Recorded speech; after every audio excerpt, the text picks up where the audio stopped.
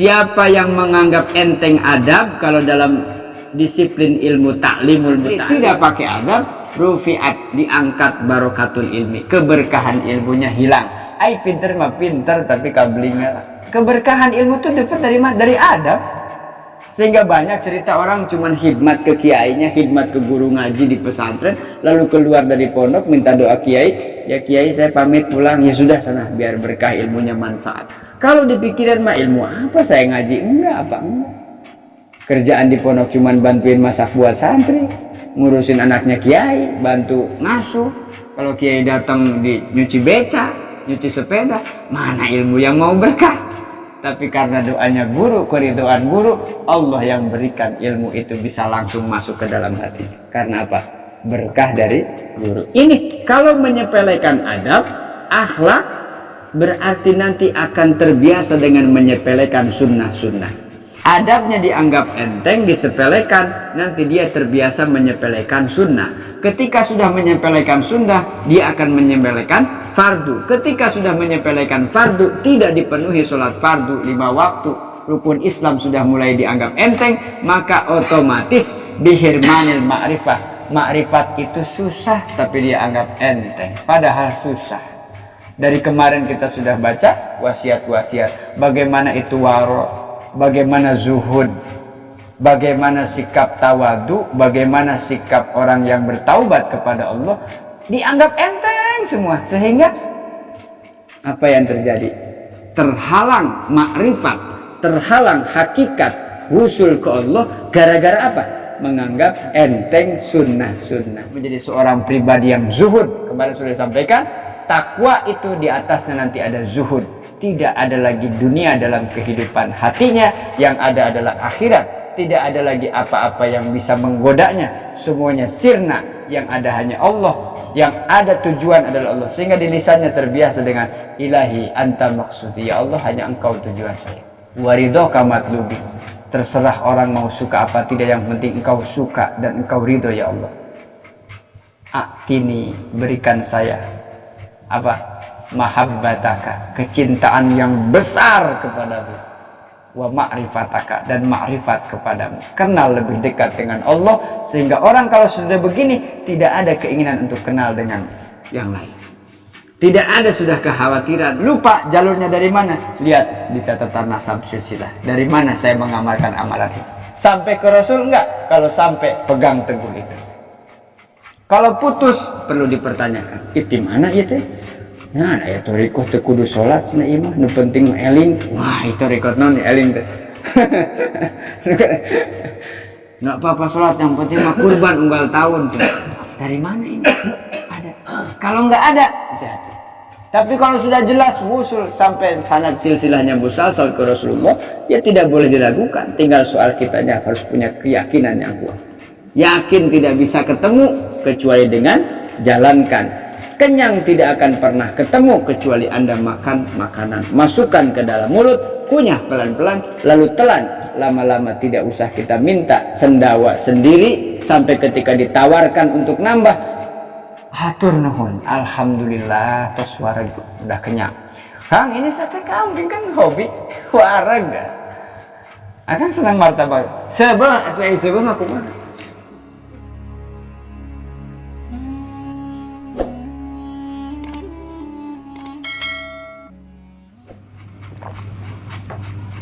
Tidak bang?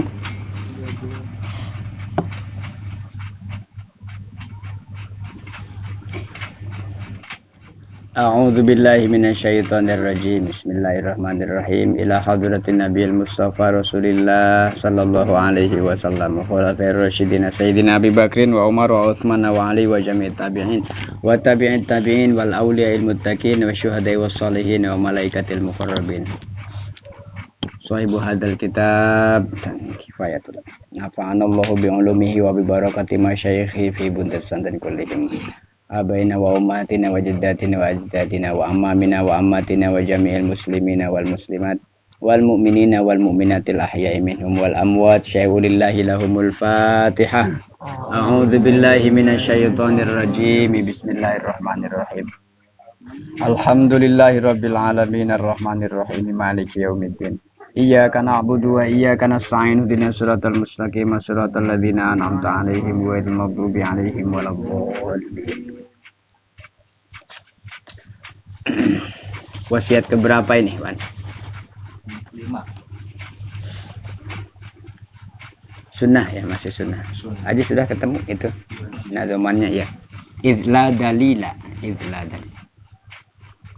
Bismillahirrahmanirrahim. Idla dalilun ala tariqi ilal ilah illa mutaba'atir rasulil mukmila fi halihi wa fi'alihi wa maqalihi fatatabba'anna wa taba'anna wa tabi'na la ta'dila. Di antara wasiat arifin, ulama-ulama ma'rifat dalam hal suluk menempuh jalan menuju Allah Subhanahu wa taala, dari 9 wasiat ini yang kelima. Yang pertama wasiatnya masih ingat apa? Taubat. Makom pertama yang ditempuh itu taubat dulu, membersihkan beban-beban dosa supaya ketika masuk di trek para kekasih Allah tidak lambat sedikit kelewat. Jadi harus cepat karena jalurnya jalur bebas hambatan. Taubat dan istiqomah dalam taubat. Yang kedua wasiatnya qanaah, menerima tentang pemberian yang sedikit. Harus qanaah, terima aja. Itu yang terbaik dari Allah. Sudah dihitung ke Allah, ya. Sudah diatur berapa kebutuhannya, berapa kapasitasnya diatur. Bukan Allah tidak punya. Allah maha segala-gala. Ini cerminan orang-orang yang sedang menempuh jalan menuju Allah adalah mereka istiqomah dalam taubat, kemudian selalu qanaah, enggak keluh kesah, maksudnya qanaah. Ada alhamdulillah, enggak ada alhamdulillah. Selalu berpikir lebih kepada bersyukur. Yang ketiga, wasiatnya zuhud. Betul ya? Zuhud itu apa artinya? Menghindari nafsu yang bersifat duniawi. Dan zuhud bukan berarti fakir saja. Diingatkan kemarin, jangan pernah menduga bahwa Nabi Sulaiman itu dengan kekayaan, kecukupan, bahkan berlebihan, istana punya istri lebih dari 90, bahkan 100 dengan Ratu Balkis. Apa aja yang orang tidak punya, Nabi Sulaiman punya, bahkan diberi kekuasaan mukjizat menundukkan seluruh makhluk. Itu berarti orang kaya banget sudah. Nabi, Rasul, kaya, raya, sudah nggak ada bandingan. Bukan berarti tidak zuhud, gitu maksudnya. Jadi zuhud bukan ukuran dari kekayaan, kepemilikan. Tetapi apa? Seluruh yang kita miliki dalam kehidupan tidak ada sedikit pun yang masuk ke dalam hati. Jadi ruang hati ini dipenuh dengan cahaya rububiyah kemarin. Cahaya Allah saja, sehingga yang bersifat dunia yang fana itu nggak masuk sampai ke hati. Sehingga orang yang kaya berarti dia tidak merasa bahwa ini punya saya. Semuanya titipan. Dan kalau titipan diambil ya berarti ikhlas. Tujuan diberi kekayaan supaya didermakan, diinfakkan. Maka yang kaya menjadi dermawan. Ini bagian daripada pendidikan rohani dalam suluk. 3, zuhud ya. Menghindari kecintaan kepada dunia. Kemudian yang ke berapa? Yang keempat adalah menjalankan, mempelajari segenap ilmu syariat yang wajib dipelajari karena fardu ain. Ada 3 ilmu syariat dalam thariqah itu. 1, yusahihul ibadah, pelajari yang kalian jalankan yang kaitannya dengan kewajiban pribadi, dari mulai wudu, sholat, puasa, haji, zakat. Ini secara syariat mesti dikuasai, dipahami supaya dalam pengamalannya benar sesuai dengan sunnah. Yang kedua, syariat yang perlu dipelajari dalam thariqah adalah yusahihul akidah, yang membuat kita lurus secara akidah. Imannya jangan melenceng, keyakinannya jangan sampai rusak. Maka ditempuhlah jalan untuk supaya keyakinannya mantap, tidak berubah, tidak mudah terpengaruh. Ibadah syariatnya sah, kemudian akidahnya sah. Yang ketiga adalah tazkiyatun nafsi, membersihkan jiwa, memanage kolbu supaya jauh daripada penyakit hati. Saya kemarin sempat simpulkan bahwa thariqah adalah jalan cepat menuju Allah bagi siapa? Mereka yang sehat jasmani dan rohani. Makanya yang pertama taubat dulu, kenapa? Biar yang sakit sehat, yang berdosa clear, bersih dari dosanya, baru kemudian bisa lari secepat para aulia yang membimbing kita dalam perjalanannya. Nah, sekarang masih dalam bab tentang wasiat yang ke-5 adalah al-muhafadzatu 'ala sunan, menjaga segenap sunnah-sunnah sesuai dengan yang dilakukan, dijalani dalam kehidupannya Rasulullah Shallallahu Alaihi Wasallam. Maka sunnah artinya dia berdiri tegak di atas syariat yang benar sesuai dengan bimbingan daripada Rasulullah Shallallahu Alaihi Wasallam. Lalu dalam nazam berikutnya adalah idla dalilun ala tariqi ilal ilah. Idla dalilun yakti ora ana dalil petunjuk, tidak ada petunjuk ala tariqi ing atase tariqah, ing atase dalan, tidak ada sang pemberi petunjuk akan jalan kebenaran, akan jalan ma'rifat ilal ilahi maring Allah, illa mutaba'atir rasuli, angin harus manut ikut kepada Rasulullah Shallallahu Alaihi Wasallam al-mukmila. Kalau kita istilah dalam mursyid itu kamil mukamil, artinya mukmila itu julukan yang nempel kepada Rasul, sempurna dari segala sisi. Uswatun hasanahnya itu sudah sempurna, tidak ada kurang dalam diri Rasul, adalah suri teladan yang terbaik.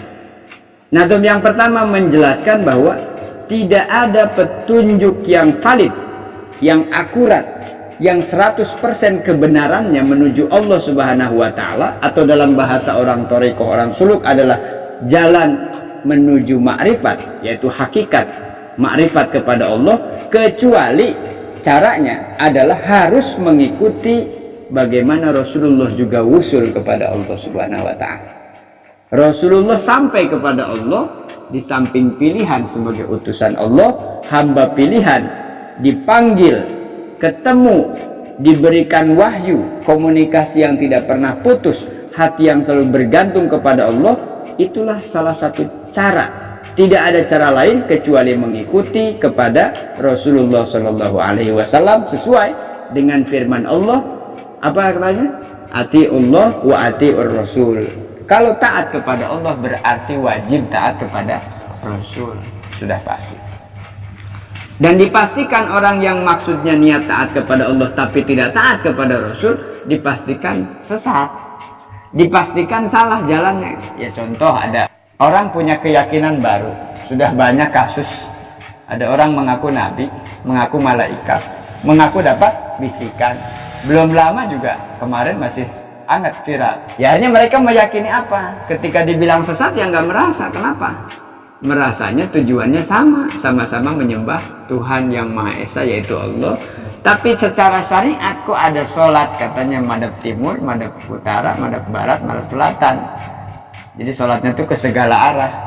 Sesatnya di mana katanya gitu. Nah, berarti ketika pertanyaan sesat di mana, lupa bahwa taat kepada Allah tidak mungkin dilakukan tanpa taat kepada Rasul. Dan yang menyampaikan ajaran Allah itu Rasul. Syariat datang dari mana? Dari Allah melalui Rasul.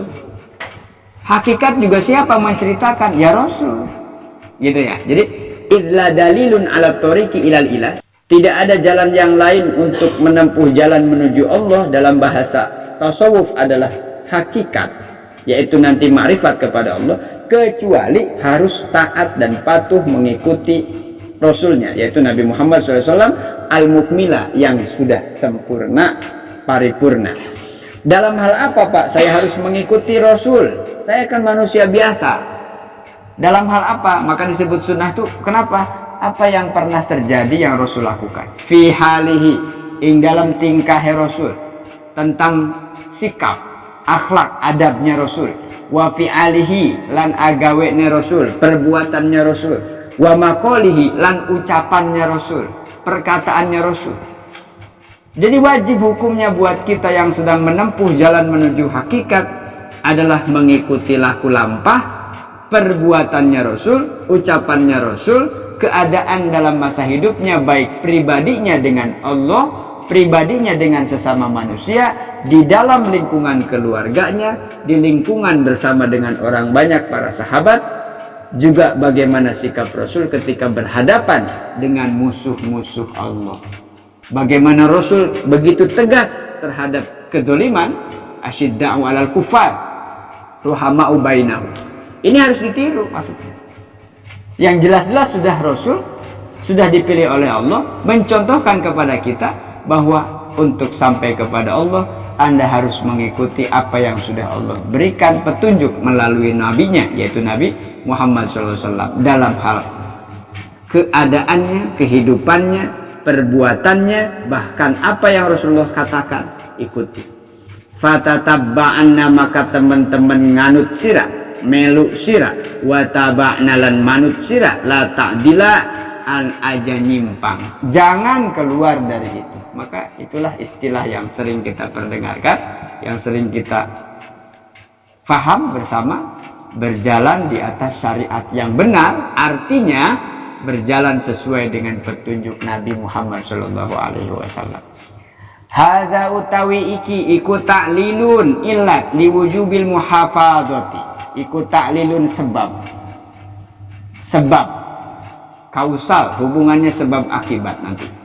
Ini merupakan dalil, elat, penyebab kenapa orang-orang arifin, ulama-ulama ma'rifat mewajibkan limuhafadzati atau liwujubil muhafadzati, maring kewajiban yang ngeraksa, menjaga ala sunani ingatase segenap sunnah-sunnah wal adabilan adab al waridati kang tumeka anin nabi saking Nabi Muhammad sallallahu alaihi wasallam.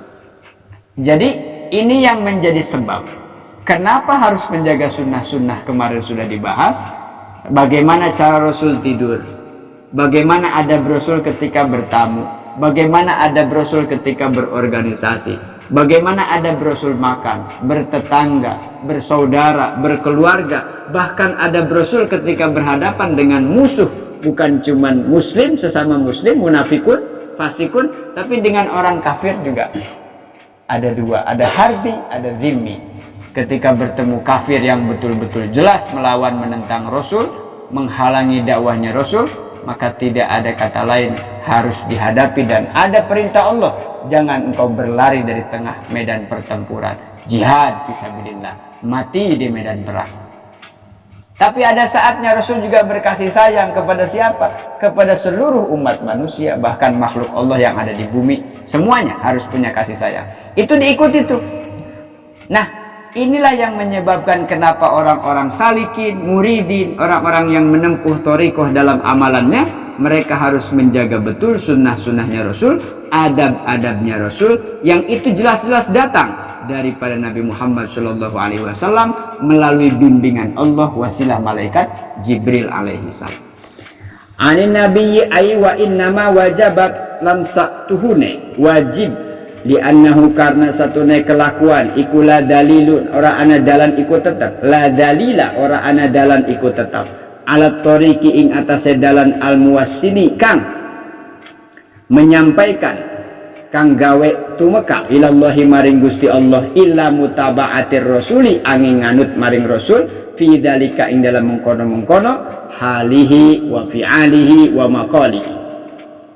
Karena itulah sungguh-sungguh adalah kewajiban bagi setiap kita untuk apa? Untuk menempuh jalan, karena tidak ada jalan petunjuk untuk sampai mewasil itu, wusul maksudnya, sampai kepada Allah kecuali dengan cara mengikuti Rasulullah di dalam segala hal tadi, fi halihi, perbuatannya, keadaannya, bahkan ucapannya, cara ibadah, cara bersosial, dalam segala hal. Fi dzalika wal mutaba'ati lan kang ngenut al madkur kang den tutur alamatun dari tanda. Wal muta'abatu wal mutaba'atu utawi manut ikut al madkur kepada yang sudah disebutkan tadi di atas, dengan mengikuti Rasul dalam segala hal tadi, iku alamatun dadi tanda ala mahabbatil ilahi maring mahabbah maring Allah subhanahu wa ta'ala. Kalau mengikuti itu semua, syariat yang benar sesuai dengan Rasulullah mencontohkan, ini sudah mulai ada indikasi, tanda-tanda bahwa ini jalan menuju mahabbah, menuju ma'rifat Allah Subhanahu wa taala. Qala Allah taala, sebagaimana Allah berfirman, qul, katakanlah wahai Muhammad, qul, sampaikanlah ya Rasulullah kepada umat, maksudnya kepada manusia, in kuntum lamun ana teman-teman ana sapa sira kabeh iku tuhibbuna demen sira kabeh cinta kalian semua Allah ing Gusti Allah. Ya Rasulullah, katakan kepada manusia, kepada umatmu, kepada kita semua hari ini, jika kalian betul-betul sungguh-sungguh mencintai mahabbah kepada Allah Subhanahu wa taala, fattabi'uni, maka hendaklah taat patuh kepadaku, maksudnya kepada Nabi Muhammad. Yuhibbukum, bakal demen ing sira kabeh sapa Allah Gusti Allah. Jika engkau mencintai Allah, maka katakan Muhammad, ikutlah aku, taatlah kepadaku. Maka katakan kepada mereka, sungguh Allah pasti akan mencintaimu. Artinya tidak sebelah tangan. Kita ingin menjadi cinta ini realistis kepada Allah. Saya mencintai Allah, mencintai Rasul. Belum tentu kita dijawab dengan sama-sama cinta. Mungkin ketika kita mencintai Allah murka. Ketika kita merindukan Rasul, mungkin Rasul lupa sama kita gara-gara kita nggak sholawat. Kita cinta kepada Allah tapi kita meninggalkan kewajiban syariat, ya sama dengan cinta apa namanya? Apa itu? Cuma dikata, cuma cintanya cuma di ucapan saja. Kasih tak sampai, cinta sebelah tangan, bertepuk sebelah tangan. Yang enak itu kan kita mencintai kemudian ada jawaban, baik, aku juga mencintaimu. Nah, artinya sama-sama cinta. Sudah, musyarakah bainal itsnain. Kita cinta Allah, Allah cinta kepada kita. Ya sudah, kelar, selesai. Nah, itu yang dimaksud yuhibbukumullah. Apa yang Allah buktikan ketika mencintai kalian, katanya, wa yaghfir lan ngapura sapa Allah lakum maring sira kabeh dunubakum ing dosa-dosane sira kabeh. Ciri bahwa Allah mencintai kita adalah Allah pasti akan mengampuni dosa-dosa yang pernah kita lakukan. Kan sudah tidak ada celah, tidak ada masalah, tidak ada urusan dosa maksiat dengan Allah, sehingga Allah mau menerima cinta kita. Kadang-kadang kita mencintai Allah tapi membuat Allah cemburu. Kadang-kadang Allah juga marah karena kita minta kepada Allah, ketika Allah sudah kabul kita terima kasihnya sama yang lain. Sama Allahnya lupa. Minimal alhamdulillah itu maksudnya lupa. Langsung aja nggak pakai alhamdulillah, tuh rezeki anak soleh. Alhamdulillahnya nggak ada. Jadi alhamdulillah dulu aja. Maksudnya jangan sampai Allah yang kasih, lalu kamu terima kasih ke orang, terus kamu ngaku orang soleh lagi. Siapa? Ya, artinya apa? Allah yang ngasih, ya kita nggak lupa bahwa terima kasih kepada Allah, minimal dengan memuji Allah, mengucapkan alhamdulillah. Nah, ini bukti bahwa Rasulullah disampaikan, diceritakan oleh Allah supaya menyampaikan kepada umat, jika engkau mencintaiku, jika engkau ingin mencapai derajat makrifat kepadaku, maka engkau harus mencintai Allah. Jika engkau mencintai Allah, maka ikutilah Nabi Muhammad SAW dalam menjalani kehidupannya. Itu kita kenal dengan syariat, maksudnya ikut, lakukan. Pasti Allah mencintaimu, juga Allah akan mengampuni dosa-dosamu. Fal khairu, maka utawi kang bagus iku kulluhu, fal khairu maka utawi kang bagus kulluhu sekabehane, fil itba'i ing dalam anut, wasyarru lan kejelekan kulluhu fil ibtida', wasyarru utawi keburukan sebaliknya, kulluhu sekabehane syarrun fil ibtida'i ing dalam perkara kang bid'ah. Bid'ah itu memperbarui, tidak ada dilakukan Rasul terus kita melakukan. Nah, sudah hal bid'ah sudah sering dibahas, yang kemudian berkembang menjadi hasanah dan dolalah. Jadi pemahaman bid'ah juga ada khusus kitab yang menjelaskan tentang makna bid'ah. Tidak sempit, maknanya menjadi luas. Maksudnya segala kebaikan yang datang dari Rasul adalah ittiba. Kita melakukan apa saja yang Rasul lakukan. Misalnya bagaimana sikap Rasul kepada keluarganya. Lalu ditanyalah salah satu istrinya, bagaimana ketika Rasul di rumah? Semua istrinya menjawab bahwa Rasulullah adalah sebaik-baik suami, adalah sesayang-sayangnya orang kepada istri-istrinya. Ketika ditanya dengan para sahabat dalam soal muamalah bisnis, mereka mengatakan Nabi Muhammad adalah sejujur-jujurnya orang bisnis, adalah orang bisnismen yang profesional, yang punya jiwa entrepreneur yang luar biasa. Bicara di hadapan musuh, mereka mengatakan Muhammad adalah pemimpin perang, komandan perang yang luar biasa, yang tidak ada yang bisa mengalahkan keberaniannya. Jadi semuanya nggak ada celah, makanya disebut mukmila. Kalau mursyid kamil mukamil, isinya sempurna dalam apa? Haliyahnya, ucapannya, perbuatannya, tindak tanduknya, rengkak paripolah. Segala sesuatu dohiran wa batinan. Dohirnya baik, batinnya baik. Maka sempurnalah begitu. Dan setiap segala sesuatu yang buruk kulluhu fil ibtida'. Dan kalau melakukan sesuatu yang tidak pernah Rasul lakukan, yang tidak ada kaitannya, bahkan bertentangan dengan syariat, maka Anda termasuk orang-orang penganut bid'ah yang dolalah, yang bid'ah itu sesuatu yang baru, tidak ada di zaman Rasul, tidak ada maslahat, bahkan bertentangan dengan hukum-hukum syariat. Berarti tidak boleh. Wa idza arafta lanalikane warusopo siradalika mengkono kalau sudah tahu mengkono mazkur ittiba wal ibtida.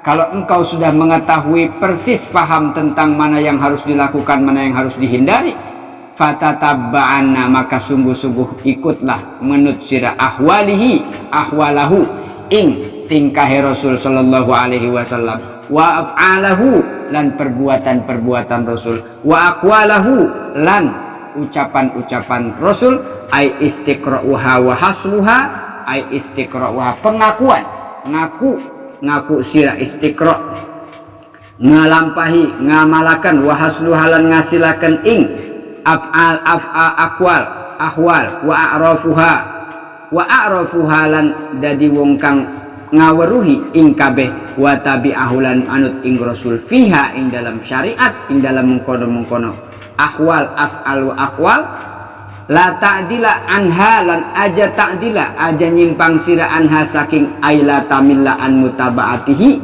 jangan engkau menyimpang daripada sunnah-sunnahnya Rasulullah sallallahu alaihi wasallam. Maka pertama kali kenapa harus belajar syariat? Agar kita bisa bedakan mana yang halal dan haram, maka yang bid'ah mana yang tidak. Bid'ahnya dolalah apa hasanah. Dulu Rasul tidak ada seperti secanggih hari ini. Apakah boleh kita punya handphone? Apakah boleh kita masjid pakai AC? Apakah boleh dengan kipas?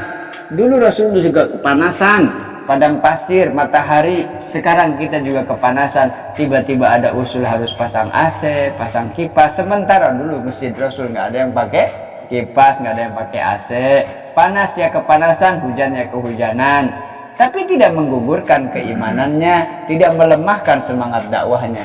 Lalu sekarang kita berbuat sesuatu yang tidak pernah Rasul lakukan, apakah ini termasuk bid'ah? Iya, bid'ah. Tetapi ada dolalah, ada hasanah. Kalau ini baik, tujuan kipas supaya nyaman ibadahnya, artinya setelah nyaman jangan sampai nggak ibadah.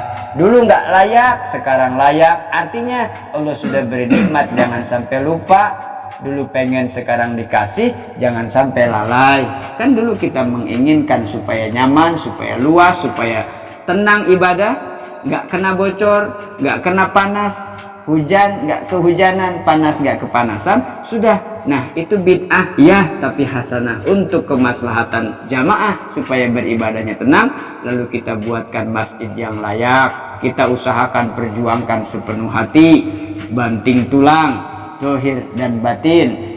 Kurang makan, kurang tidur, bahkan dikurangin ngopinya. Kurang apa enggak? Banyak, berarti nggak ada berkurang, lebih. Ketika niatnya untuk Allah malah tidak kurang, malah terus-terusan lebih, bahkan nyesa. Nah itu kenapa? Berkah niat untuk memakmurkan, menghidupkan syiar-syiar Allah. Nah jadi pesannya apa dalam Nazom 2 ini? La ta'dil anha, jangan engkau menyimpang dari situ. Wa idza arafta ay la tamilla, aja condong an mutaba'atihi, daripada mengikuti taat bi antatruka syai'an. Dengan cara apa Pak? Saya tidak boleh menyimpang. Anda tidak boleh meninggalkan segala sesuatu minal adabi, adab-adab, akhlak-akhlak yang ada pada Rasul hendaklah ikuti, wasunani dan sunnah-sunnah kesunahan Rasul min ghairi udhrin, kecuali ada uzur. Rasulullah kalau sholat itu bagaimana? Wajib ikuti begitu. Ternyata Pak saya nggak bisa sempurna rukuknya. Kenapa? Sakit kaki saya. Berarti jangan paksakan. Sebisa-bisa selagi tidak meninggalkan sholatnya berarti Anda bisa berdiri. Tidak mampu berarti bisa dengan duduk. Tidak bisa duduk bisa dengan muttaji'an, tidur miring menghadap kiblat. Tidak bisa juga kemudian dengan isyarat sampai dengan mata. Lalu dengan hati sampai disolatkan mati. Kewajiban 5 waktu tidak bisa diganti atau diwakilkan. Itu adab dalam ibadah solat. Ya, kemarin sudah dibahas. Rasulullah solat, para sahabat solat, menjalankan semua syariat dijalankan. Lalu kita sekarang tidak boleh menyimpang dari itu. Mereka sudah jelas-jelas sampai kepada Allah. Ada sahabat yang sudah dijamin surga. Ada para ulama yang sudah usul makrifat kepada Allah. Ada para mursyid pendahulu kita yang sudah sampai kepada Allah dengan bimbingan Allah melalui para tabi'in, melalui wasilah sanad keilmuan dan amalan yang sampai kepada Rasulullah SAW. Mereka sudah sampai. Kita mau ikut itu, mari kita ikuti mereka. Samakan visi dan misi, tracknya diikuti, jangan menyimpang dari situ. Kalau menyimpang ada bahaya yang mengancam. Bisa jadi tidak sampai ke Allah, tetapi sebaliknya membuat Allah murka karena tidak ikut taat kepada Rasulnya. Kemudian lama alimta, kecuali udzur maksudnya apa? Pak, saya kan tidak seperti Rasul kalau lapar sekarang langsung nyari makan. Dan Rasulullah kalau lapar itu ditahan pakai batu, langsung cari batu ganjal perutnya. Ogi lagi kerja, naik-naik ke atas, keliling di perumahan, capek. Enggak lapar gitu. Sunnah Rasul diganjal pakai batu. Akhirnya yang temennya lagi ganjal si ganjal katanya gitu ya. Tapi ini jadi nggak jadi. Jadi ganjalnya pakai nasi padang tapi dimakan. Pak saya nggak bisa seperti Rasul begitu. Silakan adabnya gimana? Makanlah engkau makan. Silakan. Tujuannya apa? Niat ibadah supaya kerjaan lancar, jangan telat makan, jangan kurang ngopi. Biar nggak panik. Gitu, jalankan. Apalagi sunnahnya Rasul ketika pulang malam karena pulang ngaji, akhirnya rumahnya dikunci, istri sudah tidur, jangan ketok-ketok, tidur aja di teras. Itu apa susahnya? Ya sunnah Rasul. Pada buang muka kenapa? Berat Pak, ini sunnah Rasul yang begini. Ya sudah, ketok pintu tapi jangan sambil bentak-bentak. Gitu aja, ikutin aja. Masih malam ngaji, pulang ngaji marah, pulang nongkrong marah, nongkrong sekalian gitu. Akhirnya jujur salah, bohong apalagi kan gitu. Bener ini pulang ngaji, tapi marah-marah ya. Makanya tetap ada pilih. Nggak bisa sempurna, ya. Tetapi ada upaya mengikuti dengan cara apa? Adab. Gimana caranya? Kemudian, kullu aslu kulli khairin. Pada asalnya anna mutabi'atahu, sesungguhnya lama alimta, jika engkau mengetahui anna mutabi'atahu, jika sesungguhnya bahwa jika engkau ikut perilaku Rasul, sunnah-sunnahnya Rasul dalam kehidupan beribadah, dalam menempuh jalan menuju Allah Subhanahu wa ta'ala, menuju keridhaan sehingga Allah berikan keberkahan dunia dan akhiratnya, iku aslu kulli khairin wa sa'adatin. Iku aslu kulli khairin, asale, poros, sumbere, akare tiap-tiap kebaikan, wa sa'adatin lan kebahagiaan. Jika syariat ditempuh, dijalankan dengan sebenar-benarnya, niat menuju keridhaan Allah, caranya taat kepada Rasulullah, maka itu menjadi sumber engkau mendapatkan hasil, yaitu wusul kepada Allah, juga tiap-tiap kebaikan atau kebahagiaan zahir dan batin sumbernya dari takwa, intinya begitu. Maka Allah katakan, wa may yattaqillah yaj'al lahu makhraja wa yarzuqhu min haitsu la yahtasib. takwanya dijaga, Allah berikan ketenangan batin, Allah berikan kesuksesan dunia bahkan akhiratnya. Ini kunci kesuksesan, kunci kebahagiaan adalah sumbernya dari engkau mengikuti Rasulnya.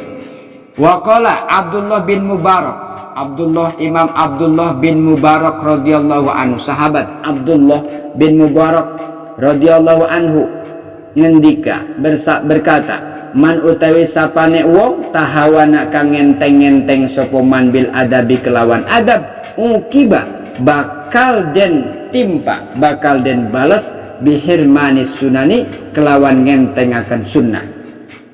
Siapa orang yang menganggap enteng adab, yang tadi saya sudah singgung, apa sih cuman gini doang mas, saya harus sholawat, harus adab, tidak pernah bicara kecuali harus dengan sholawat, dengan memuji Allah dulu. Udah kumpul teh ku Allah dikasih pertolongan, digerakkan hatinya mau hadir itu karena Allah yang nolong.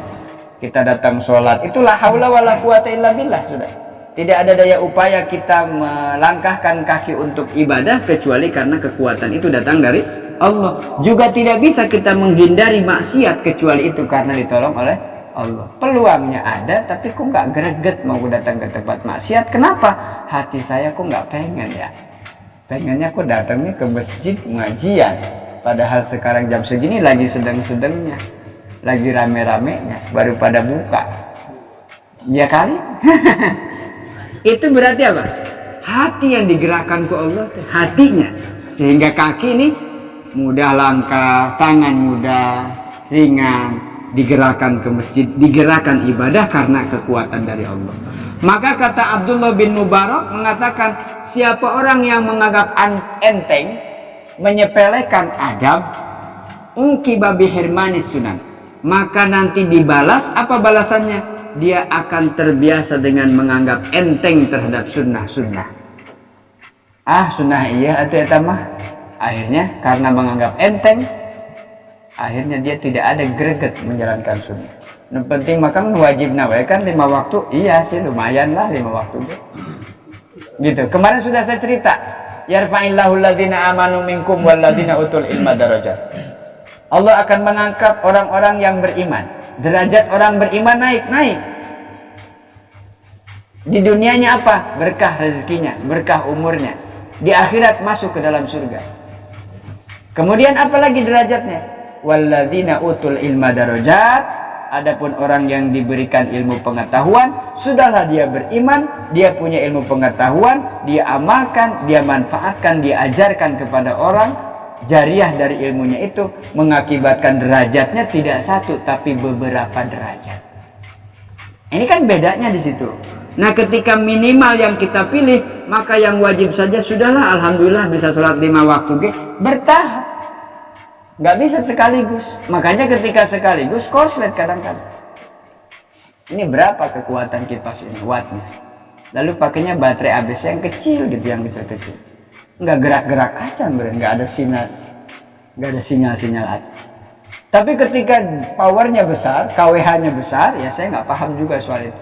Berapa kekuatan setrum dayanya, tingginya seberapa hebat, ya disesuaikan. Nah, ketika kita mau menjalankan amal ibadah dengan penuh kesungguhan, dengan kesiapan mental, jasmani dan rohani, yang kita tuju jelas hakikat, yaitu ma'rifat kepada Allah, tapi jalannya jangan sampai menyimpang daripada jalan yang pernah ditempuh oleh para pendahulu kita. Ya kalau yang di pesantren torikohnya ngaji, berarti guru yang ngajarin ngajinya apa ngarahkannya?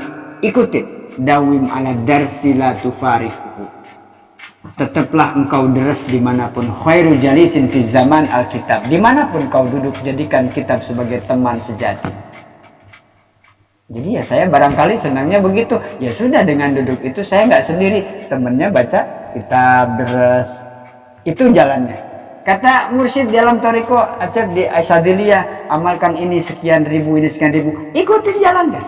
Abang di Al-Khalidiyah, ini loh amalan yang rutinnya ini, sedekah, amalan wiridnya kalau malam ini, kalau hari ini, jalankan. Itu sudah sesuai petunjuk.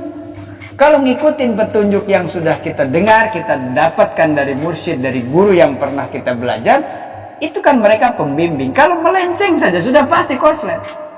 Karena sabar. Ada dampaknya ya. Ya. Aji siapa sekarang Mas? Saya fokus usaha aja, bisnis. Silahkan niat untuk supaya bisnis saya berkembang jalan dan saya akan sisihkan rezeki saya untuk kemakmuran masjid, untuk kemajuan agama Islam, untuk masa depan generasi orang-orang Islam. Saya siap bantu kapanpun dibutuhkan. Niatnya itu ya sudah. Artinya jangan melenceng. Sudah punya uang, sudah punya hasil, akhirnya terjerumus tuh. Udah mulai senang foya-foya, hambur-hambur uang, liburannya nggak puncak, sekaligus liburan Singapura kalau nggak Eropa. Gitu. Silakan. Mau dengan cara yang mana? Nah, selama tetap ikutin jalurnya, ikutin tracknya. Orang kita mau track di kanan, mau nyalip, jangan di kiri terus, lambat.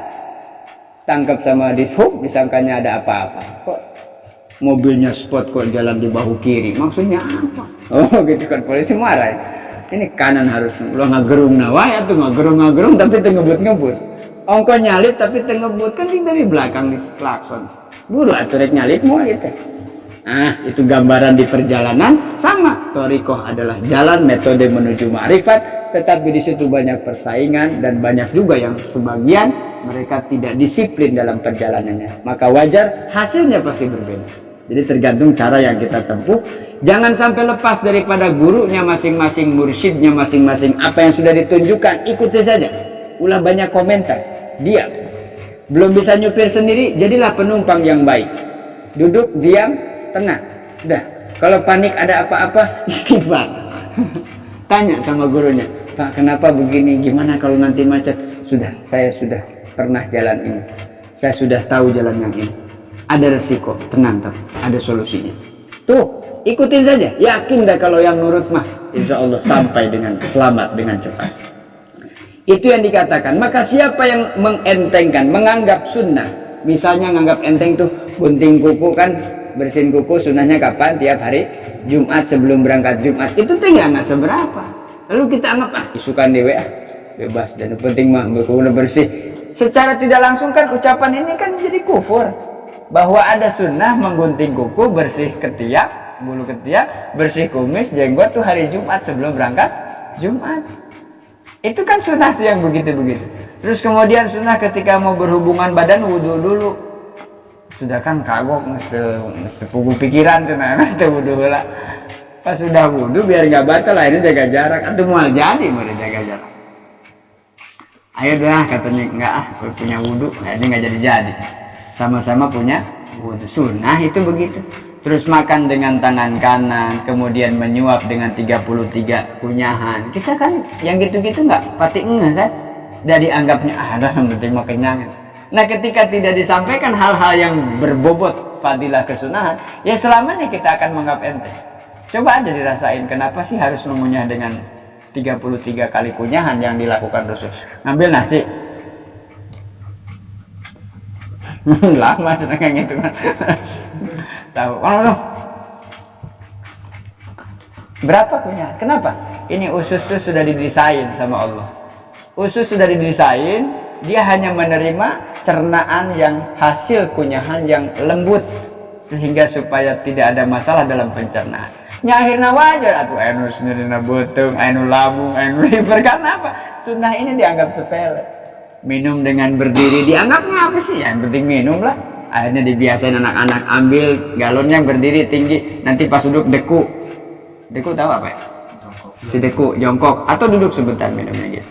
Nah, itu yang gini-gini kan kita anggap apa sih? Iya, hal biasa. Tapi ketika niatnya mengikuti sunnah Rasul, di situ ada sehat. Kemudian ketika bangun tidur apa yang dilakukan? Bersiwak. Hal-hal seperti ini. Siwak udah berapa kali motong, udah nggak ya.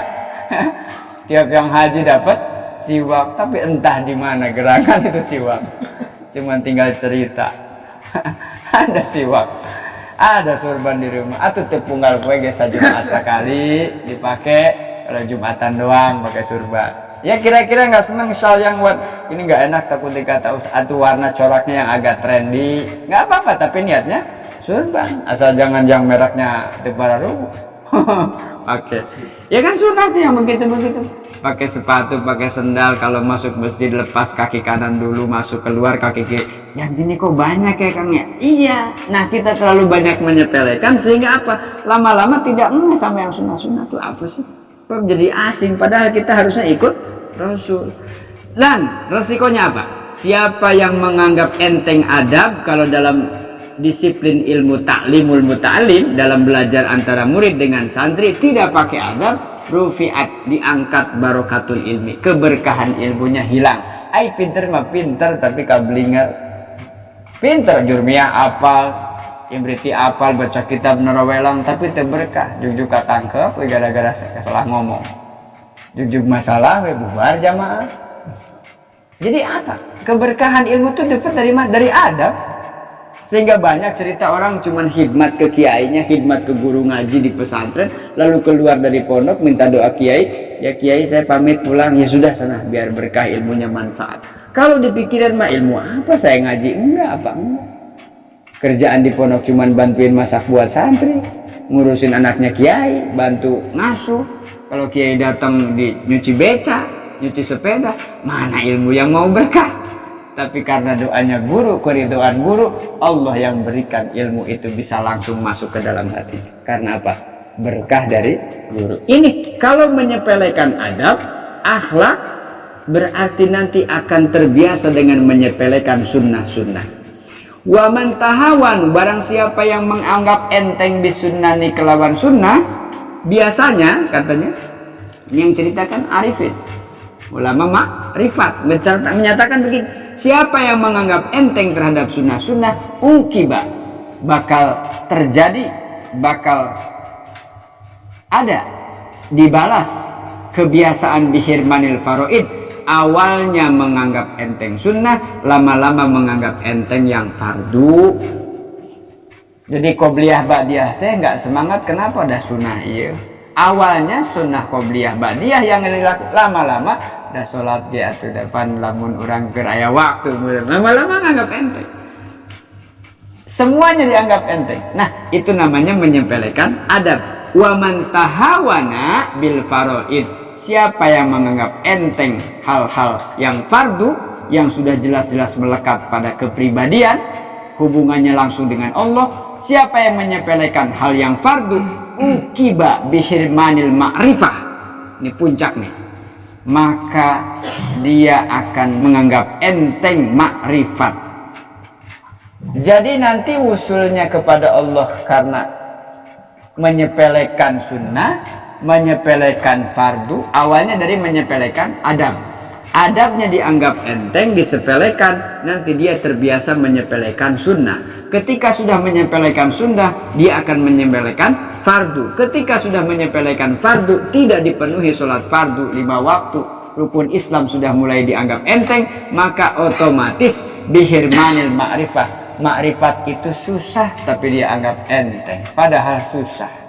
Dari kemarin kita sudah baca wasiat-wasiat, bagaimana itu waro, bagaimana zuhud, bagaimana sikap tawadu, bagaimana sikap orang yang bertaubat kepada Allah, dianggap enteng semua. Sehingga apa yang terjadi?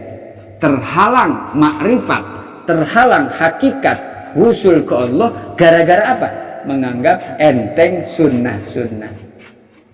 Jumat sedekah sunnah, terlalu masih ada Sabtu, masih ada Senin, masih ada Selasa, dan seterusnya dianggap enteng, disepelekan, otomatis terhalang daripada makrifat dan dianggap enteng, padahal mah berat. Para mursyid, para aulia terdahulu tirakat 12 tahun puasa, ada yang tidak bertemu dengan orang selama 2-3 tahun uzlah, dalam rangka apa?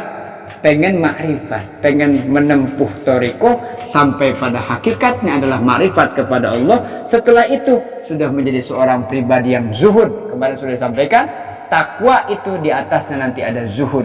Tidak ada lagi dunia dalam kehidupan hatinya, yang ada adalah akhirat. Tidak ada lagi apa-apa yang bisa menggodanya. Semuanya sirna, yang ada hanya Allah. Yang ada tujuan adalah Allah. Sehingga di lisannya terbiasa dengan ilahi anta maksudi, ya Allah hanya engkau tujuan saya. Terus waridho kamatlubi, terserah orang mau suka apa tidak, yang penting engkau suka dan engkau ridho ya Allah. Atini, berikan saya apa?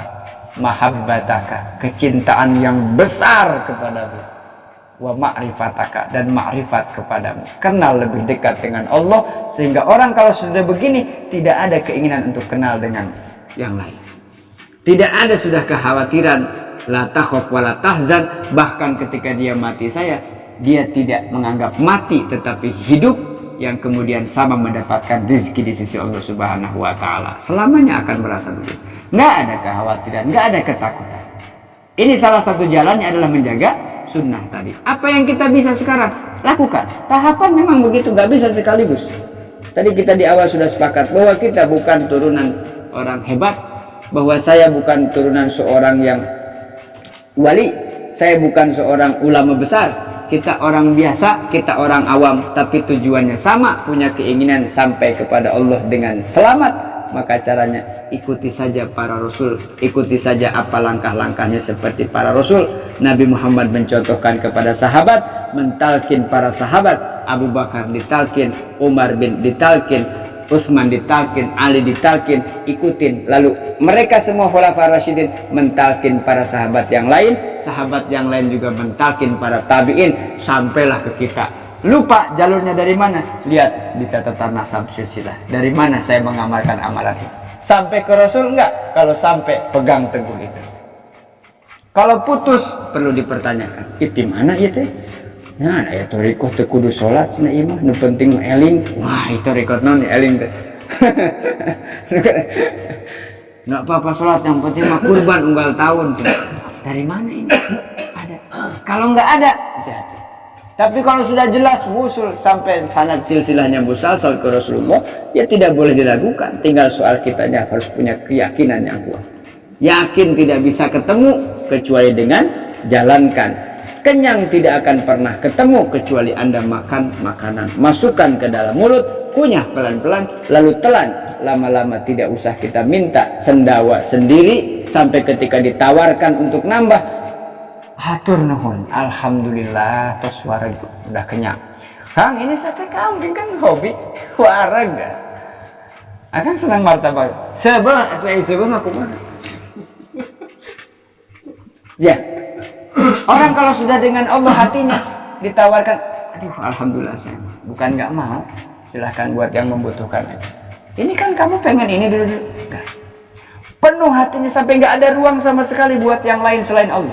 Ilahi anta maksudi waridoka matlubi atini mahabbataka wa ma'rifataka. Sudah ketemu Allah mah udah nggak pengen apa-apa. Jadi nggak ngumbar kahayang apa aja diikutin. Sudah redam nafsunya. Ibaratnya setan tuh sudah nggak bisa masuk. Nah, manetan ngagoda, kalau itu ya lu batu. Nggak akan masuk. Kenapa? Kemarin sudah dibilang. Maksiat yang dilakukan membuat hati menjadi gelap. Yang berbuat maksiat tangan, yang berbuat maksiat mata, tapi menjadi panah-panah yang merangsek masuk ke dalam hatinya. Sehingga gelap di dalam hati membuat orang tertutup tabir hijab maksiat dan dosa, jauh panggang daripada api sampai kepada Allah karena akibat maksiat. Demikian yang dilakukan ibadah tangan, menulis, memegang kitab, baca Quran, sholat jungkal-jungkal, takbir, ruku, sujud, zikir sampai gulang keleng, la ilaha illallah, sampai mantuk-mantuk, gerak badan, keringetan, panas. Amalan zahir, udah kelihatan. Tapi itu jadi cahaya masuk ke dalam hati sehingga hati menjadi terang. Lalu hatinya ikhlas, tawadu, zuhud, qanaah. Tadi tuh mengikuti sunnah Rasul, cahaya dari dalam memancar keluar, dari luar cahayanya masuk ke dalam, dari dalam keluar apa namanya? Kalau sudah begitu, kecepatannya sudah bukan kilometer per jam, bukan per mil, bukan knot, tetapi apa? Kecepatan cahaya. Makanya dia bisa kemana-mana tanpa melangkah, dia bisa berbuat apa saja tanpa bergerak, dia minta apa saja tanpa mengatakan sesuatu. Ada kapan pun fayakun. Kenapa bisa begitu? Karena begitu. Maksud saya, ini kalau menempuh jalan-jalan begini, ini lagi saya ingatkan, ini amalan hati yang tidak bisa kita logikakan karena sudah sampai pada ranah para aulia. Itulah yang mereka bicarakan setiap hari, sehingga hatinya tumbuh kecintaan yang begitu besar sehingga yang lain tersisihkan. Ini penting gak penting? Suruh siapa? Suruh Allah. Supaya apa? Supaya Allah ridho, kerjakan. Ini penting nggak penting, tapi ya bisa membuat kita lalai nggak? Kalau membuat lalai, tinggalkan. Dipilih, itu warok tuh kemarin sudah dibahas. Lalu selanjutnya, waman tahawana bisunnah tadi ya, susunannya begitu ya. Orang yang menganggap enteng adab, maka dia nanti akan mengentengkan sunnah, menganggap sepele sunnah. Siapa yang menganggap sepele sunnah, maka dia akan menganggap enteng kefarduan, sesuatu yang fardu. Kalau sudah menganggap enteng yang fardu, dia lama-lama akan terhalang menganggap enteng kepada makrifat. Ilmu naon lah nuka itu sunnah, itu perlu turukat torikot, sulak-suluk naon. Padahal mah penting, tapi kok nggak mau nerima, kenapa? Karena ketidaktahuan, dianggap sepele. Padahal dia nanti pas meninggal diumumkan di masjid. Apa kata-katanya takmir itu? Innalillahi wa inna, telah pulang ke kata siapa, ke rahmat Allah. Udah yakin banget gitu ke rahmat Allah pulangnya. Kan kita sebagai sesama mukmin harus menyaksikan, Pak. Ya betul, makanya kita husnudzon ke rahmatullah. Persoalan betul nggak sampai ke rahmatnya Allah atau ke murkanya Allah nanti di bazar? Kan nggak tahu. Nah maka jangan anggap sepele. Ini serius, karena kita mau nggak mau pulang, suka nggak suka ajalnya tiba, pasti ketemu Allah. Nah ketika ketemu itu pasti Pak wusul, semua orang pasti wusul ketemu. Persoalannya ketika kita bertemu Allah, apakah Allah ridho, apakah Allah murka? Nah siapa dia ini rek ngomong naon cenah, baheula cenah salat teh wajib sesau, cek malaikat teh baheula cenah teh penting sunah-sunah sor cek menang syafaat di Kanjeng Nabi Muhammad. So, ngomong itu kata malaikat. Kemarin dianggap ini orang mukmin nih. Yang orang kafirnya apa? Ya laitani kuntu turaba. Aduh, kalau tahu begini mah mending dulu saya jadi debu aja. Ya Allah, udah dijadikan jalma. Kalau jadi debu makan selesai, kiamat hancur, selesai, nggak ada debu dihisap. Jadi embe nggak ada yang dihisap. Embe, kamu berhubungan berapa kali sehari sama yang bukan murid? Aziz punya kucing, berzinah dengan kucing yang lain. Nah, nggak ada dihisap. Nah, kita mah dihisap. Jadi mau nggak mau pasti ketemu Allah. Persoalannya kenapa begitu serius menjalankan suluk thariqah? Ketemu Allah pasti, tapi dalam keadaan apa Allah? Ngaku nggak kalau kita nih kekasihnya?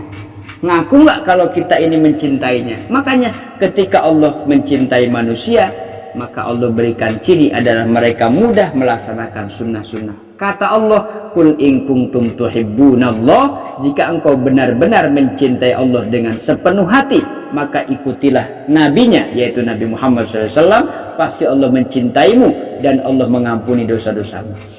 Fanas alu maka jaluk maka nyuwun kaula Allah ing Gusti Allah Ta'ala kang mahaluhur ayyaminna yenta nganugrah manayamunna ayyamunna yenta nganugrahaken sapa Allah alaina ing atase kami bi kamalil mutabiati kelawan kesempurnaan anut mengikuti lihadan nabiyyi maring ikilah Nabi Muhammad sallallahu alaihi wasallam al karimi kang mulya alaihi ing atase Kanjeng Nabi afdhalus sholati utawi keutamaan utama-utamane sholawat, keselamatan kesejahteraan, wa azgat taslimi dan sebersih-bersih semurni-murninya keselamatan.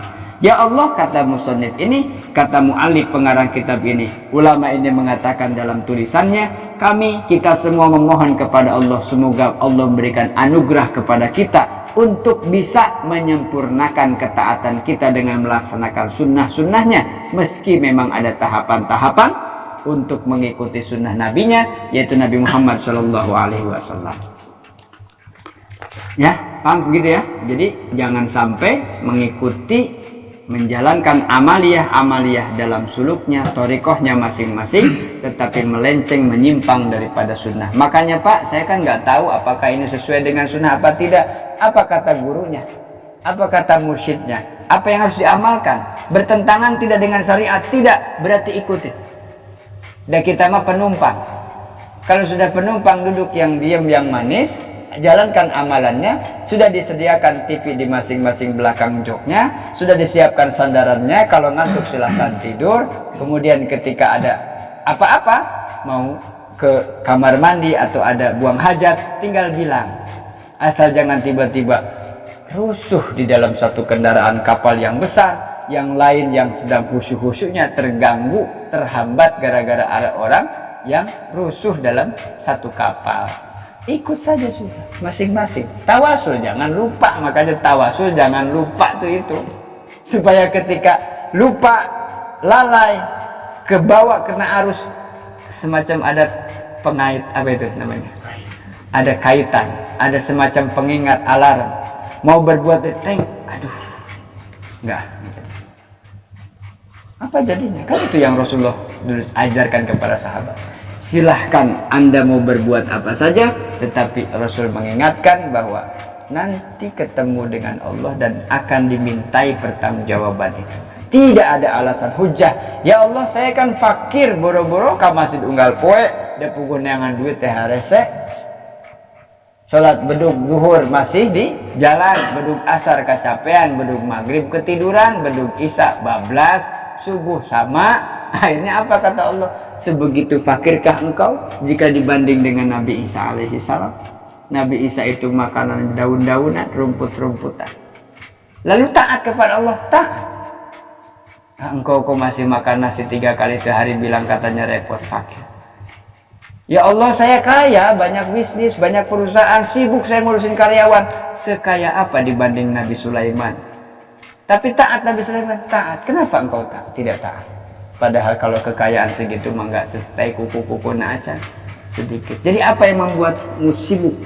Apa yang membuatmu jauh dari Allah? Katanya kemarin, zuhud. Kenapa harus ditanamkan zuhud dari dini untuk orang-orang yang salikin? Agar apapun profesinya, apapun bisnisnya, jangan jadikan itu tujuan hidup. Itu hanya fasilitas kendaraan. Dengan saya punya gaji tetap, dengan saya punya penghasilan banyak, tinggi, saya ingin ibadah saya lebih tenang dan saya bisa membantu saudara-saudara saya. Supaya apa? Mereka juga ikut serta beribadah seperti yang saya lakukan. Kalau begitu, baldatun thayyibatun wa rabbun ghafur, tetangga yang miskin nggak ada. Kenapa? Itu ada Pak Haji Wawan.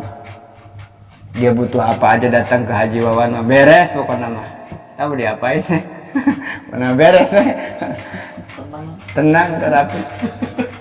Kampung ini nggak ada yang fakir. Kenapa? Itu ada Haji Aca. Beres. Salatnya rajin, zikirnya rajin, ngajinya rajin, kaya pisan. Siapa yang nggak mau? Ya. Walaupun ngantuk juga nggak apa-apa ya saya. Yang penting niatnya ngaji. Wallahu alam. Ini menjadi nasihat buat kita semua. Wasiat yang keberapa tadi, Wan? Yang kelima, masih panjang wasiatnya karena setelah ini ada bahasan nazom tentang Toriqu kulli masyayikhut qayyadat bi kitabi rabbi wal hadithi ta'asula. Yang tadi amalan tadi saya jelaskan, sungguh-sungguh itu menjadi jalannya setiap mursyid, maksudnya masyayikh, para mursyid kita itu semua amalannya sudah termaktub di dalam bi kitabi rabbi, ada dalam Quran. Ketika masalah zikir, Allah sudah catat, ala bi dzikrillahi tatmainnul qulub. Ingatlah hanya dengan zikir mengingat Allah hatimu menjadi tenang. Persoalan amaliyah zikirnya macam-macam, namanya ge furu'iyah, enggak usah ribut. Sama-sama la ilaha illallah, cara bacanya begitu, nadanya begitu, ada variasi beda-beda karena memang Rasul juga mentalkin sahabat Abu Bakar dengan cara yang lain, mentalkin Umar dengan cara yang lain, Utsman lain, Ali lain, sehingga sampai kepada kita ada kurang lebih 77 thariqah mu'tabarah di dunia. Di dunia 77 yang mu'tabarah, selebihnya wallahu a'lam apakah sampai talqinnya ke Rasulullah, apakah mursyidnya musalsal sampai Rasulullah, tidak. Yang jelas kurang lebih 77 kalau tidak salah. Ada thariqah apa saja silahkan. Ada Abu Hasan Asy-Syadzili, ada An-Naksabandiyah, Qadiriyah Naksabandiyah, ada lagi Tijaniyah, macam-macam banyak pokoknya. Silahkan ikut mana saja yang kita mampu. Thariqah yang dalam zikir bukan cuma itu saja, artinya banyak, sehingga macam-macam thariqah. Zikir adalah salah satu amalan dalam thariqah, tetapi bukan semua thariqah berarti fokus di zikir. Ada yang dengan tadi bersedekah, ada yang dengan duduk di tengah manusia mengajar ilmu agama, duduk di tempatnya, tidak kemana-mana, tapi terus memberikan petunjuk kepada orang-orang yang tidak tahu. Sehingga ini menjadi jalan tersendiri. Orang yang cari kehidupan dunia dengan serius, niatnya untuk membantu muslimin, mereka juga berthariqah. Mereka yang ahli dalam kepemimpinan bertorikoh dengan cara mengemban amanah sebagai seorang pemimpin. Bertorikoh di bidang sosial seperti relawan misalnya begitu. Itu juga dalam rangka apa? Ta'awanu 'alal birri wat taqwa, membantu orang dalam kebaikan. Ada batasan, wala ta'awanu 'alal ismi wal udwan, tapi dalam permusuhan, dalam perbuatan dosa, jangan sekali-kali membantu, jangan sekali-kali termasuk di dalam orang-orang yang dalam permusuhan. Gitu ya. Jadi jangan ikut-ikutan yang bermusuh-musuhan, tapi membantu dalam hal yang baik-baik saja dalam ketakwaan.